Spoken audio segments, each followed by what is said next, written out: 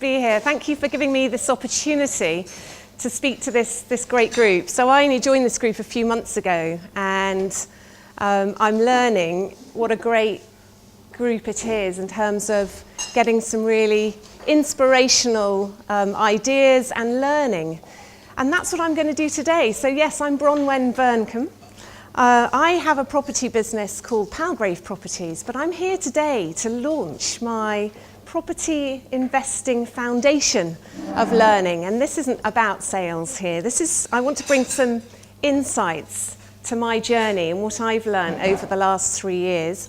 And I want to give you some sort of the lessons that I've learned that might be useful to other people, because I know that I'm getting that back from all of you as I get to know you. So hopefully there'll be some real benefits there, some top tips, some books as well. There's a couple of books that I'm going to be talking about today that are going to be in the raffle as well. And a couple of other books that have inspired me and helped me continue on my difficult journey in the last 3 years. So if you've got any questions, I'm really happy to answer questions as we go along as well.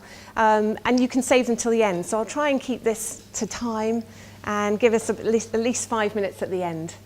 So thank you very much. So let's just roll back the clock 3 years ago. 3 years ago, I was working in the NHS on the Isle of Wight.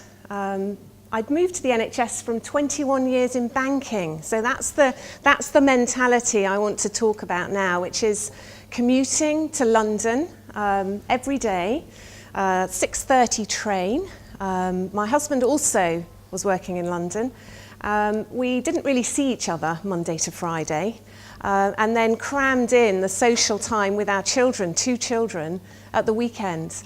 And I'd sit on that train looking at everybody who didn't speak to each other, because they don't, do they? Sit there with their newspapers, and I could see some of them at the platform. They knew exactly where to stand to get on the train, to get the seat, and quite often I'd be standing. And I just thought, well, looking around at their faces, I'd just been told that my retirement, my pension wouldn't be around until 67, I think it was. And I thought, my goodness, am I going to be doing this till I'm 67? There must be another way. And I really wanted to spend time with my family. My mother at the time had moved down, my father had died, my mother was in her 80s. And with 2 children, 2 teenage children, that was really what I wanted to do, was to spend time with those that I loved and have a life. So that's where we start. 3 years ago, we had some shares, bank shares. I've been 21 years in the bank. They were worth very, very little, but there were quite a lot of them. So financial, very little, but lots. I could cash in my shares, and I thought, oh, I've just got enough money if I scrimped and saved and borrowed a little bit to put a deposit on a flat in Winchester, which is what we did. And we thought, oh, yes, this is the life. And I think we were going to earn, because we had a mortgage on it, we were going to earn 6%, I think, 5 or 6% from that. So I thought, well, maybe I ought to learn a little bit more. What's the education that I need? And I went onto Amazon, and I thought, well, I'll look and see what books are around to learn about renting and property. And I'd read these articles in the paper, and they all sort of say, oh, it's really risky, isn't it? Really risky, this property business. So I thought, well, I better understand what those risks are. So I bought the #1 bestseller called Property Magic, and I bought another one, Reader's Digest, I think, to being a landlord. And this one changed my life. My husband read it, because he's really good with books. He said it's quite good. So I thought, well, maybe I should read it. And I did, and I thought, well, yes, but it's all very well. It won't work in the south. Look at the prices of properties here. They're just astronomical. It's really crazy. So I thought, well, I'll do what he says, Simon Zucci here, and I'll go along to a property investors network meeting. There's a bit here about PIN, specialist knowledge, courses and things that you can do. There's this banner here, and I went, oh yeah, £1 million worth of property, £50,000 worth of income. Really? I don't think so. I think this is all a bit of a scam. It's all about marketing, isn't it? So I thought, well, I'll get to know what this group is all about, do my research. And I thought, well, they chatted to me. It was a great network meeting that I went to. It's an evening meeting, about 60 people in the room. And I sort of stood at the back and went, oh, this is really weird. Everybody's happy. Everybody wants to help. I thought, oh, this can't be right, you know. There's got to be a bit of competition here. You know, there's only so many houses to go round. But after a couple of meetings, the people who ran the meeting phoned me up and said, look, you know, you want to get some education, think about doing one of the courses. And this guy himself, Simon, phoned me up. How good is that? Phoned me up and he said, I've been speaking to Lynn and Bernie about you. And, you know, what's your goal? What do you want to achieve? And I went, well, I don't think that's possible in the South. And he went, well, I tell you what I would advise, if you've got a little bit of money, a little bit just to do a course, a basic course, do the 3-day course here, and then let me know what you think. Now, he runs all these courses himself. He's an experienced investor himself, and he wants to help people learn. Simple as that.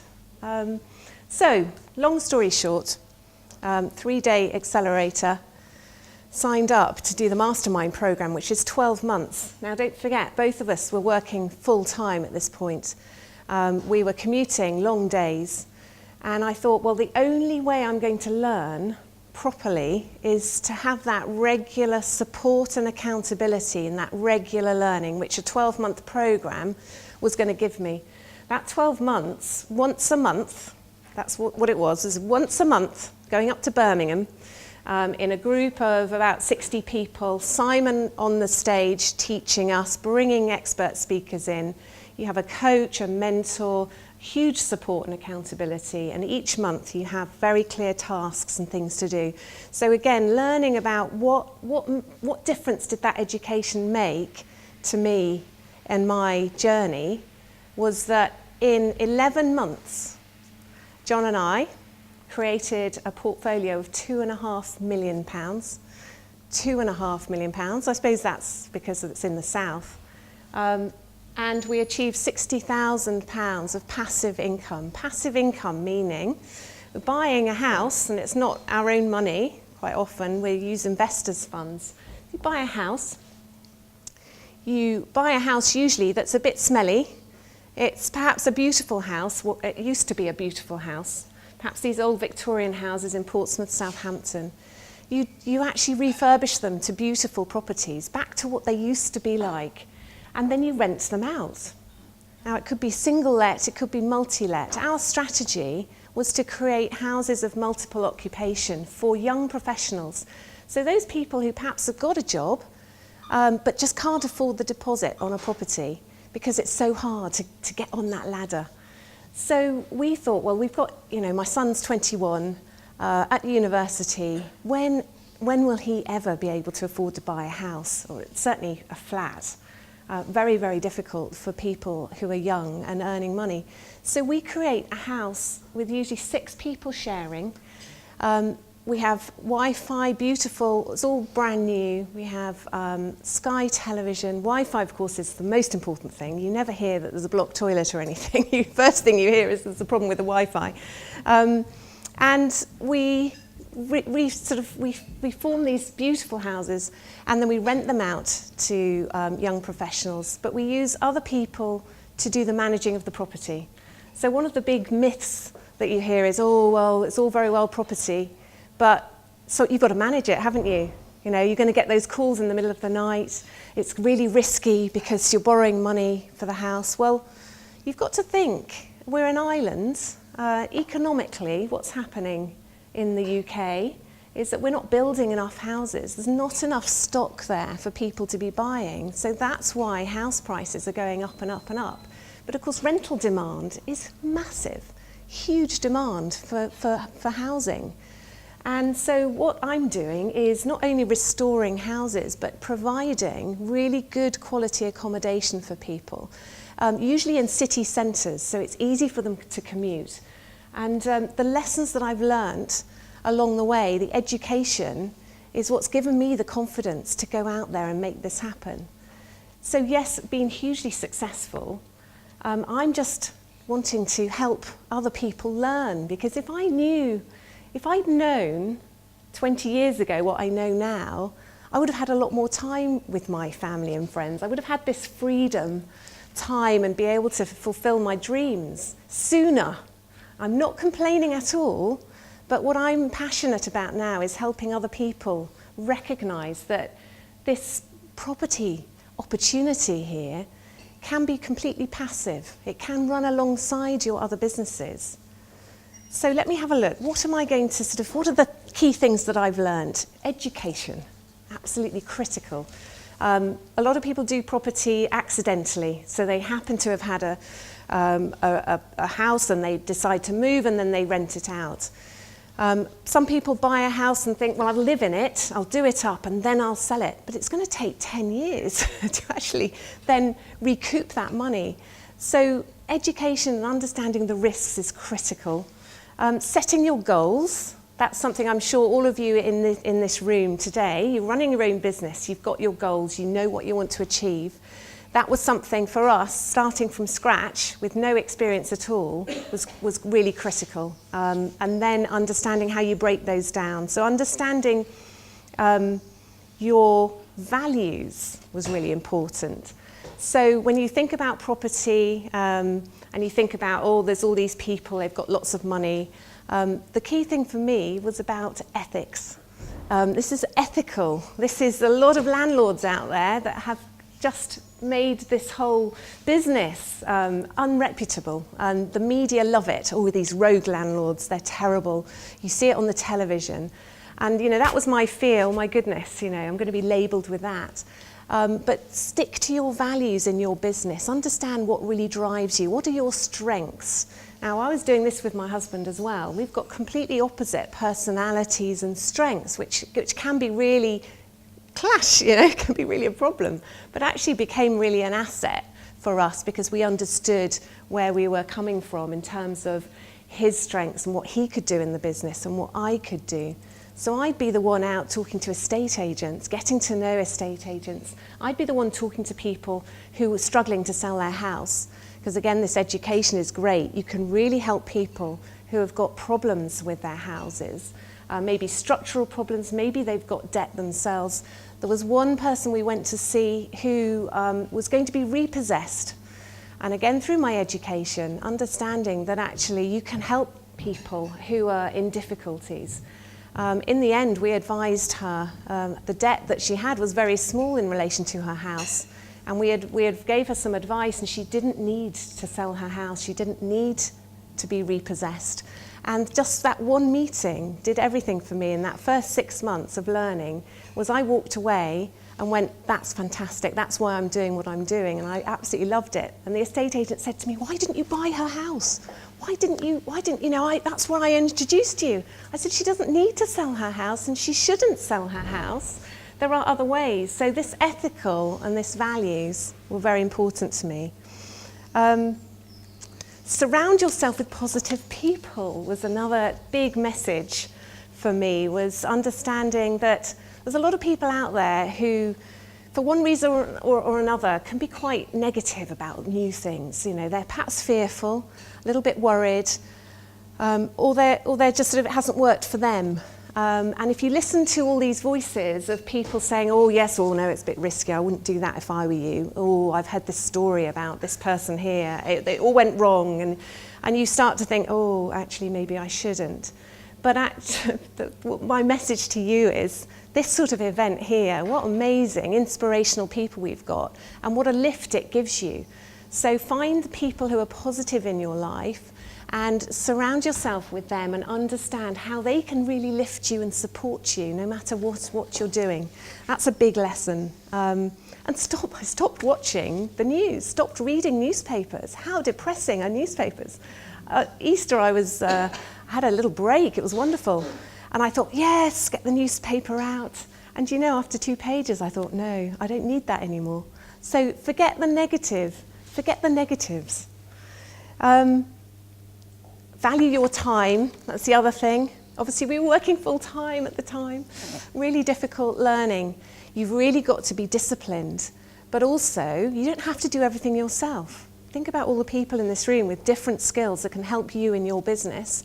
So I used almost everybody I could possibly use to help me achieve what I achieved, because they're the experts. So why would I manage my own property? Why would I find tenants? Why would I write contracts? Why would I do all the legal side of it? When I'm buying commercial properties now, I use the best people. It's not about the cost, it's about the expertise.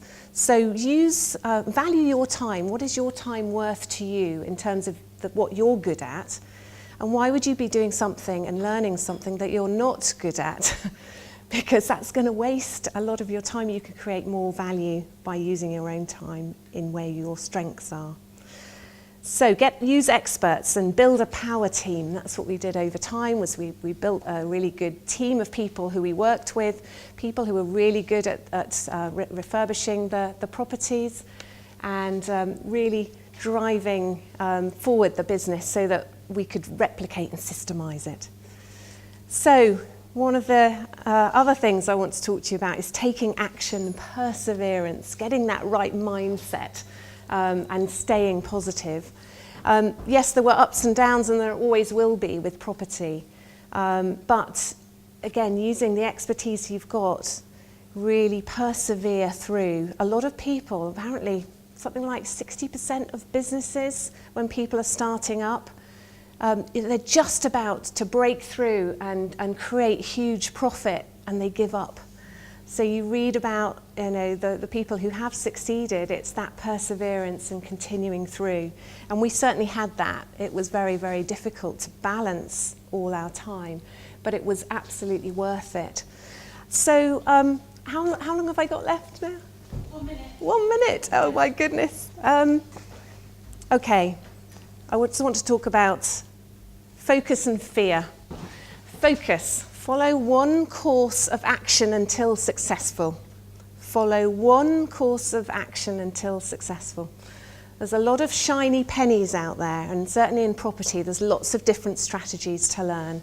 There's single lets, there's multi-lets, there's serviced accommodation, and there's the latest big thing, isn't it wonderful, do this. Really, I would suggest, no matter what your business is, focus on one thing and stick with that one thing until you're successful, because it's so easy to be scattergun. And fear acronym I learnt was false expectations appearing real. So that's what stops people from actually taking action and doing things. It's that false expectation appearing real. Mindset, fear can just stop everything in its tracks. So really think about, if you're fearful about something, is it real? And work with people and positive things. I've got a couple of books I want to talk about that really made a difference, apart from Property Magic. Who's heard of The Slight Edge by Jeff Olson? Anyone here heard of that? Okay, this is a great book. I actually listened to the audio of this, and I've got one of these in the raffle. Jeff Olson talks about the small steps you can take doing something every day. And so that's one book that I completely recommend. And the last one here is about time management. How good is that? It's doing one thing, it's being really crystal clear on your priorities. So who's read this one in the room? There we go. I had a nod over there. This is a really easy read, and I would really recommend this as a sort of some really good hints and tips. So who here in the room rents their property? Okay, a few of you. Who here owns their property? And who here has a rental property and rents to other people? Fantastic. Okay, so you've all got some experience in this field. Property and an empty house that isn't rented out. So if anybody here doesn't know where to start with an empty house perhaps, or thinks that this might be something that they could get into, then come and talk to me. I've got a great series of webinars I'm just launching, which is a great way to learn because you can do it in the evening when the kids are in bed. I'd love to help you, and yeah, thank you very much for listening. Thank you.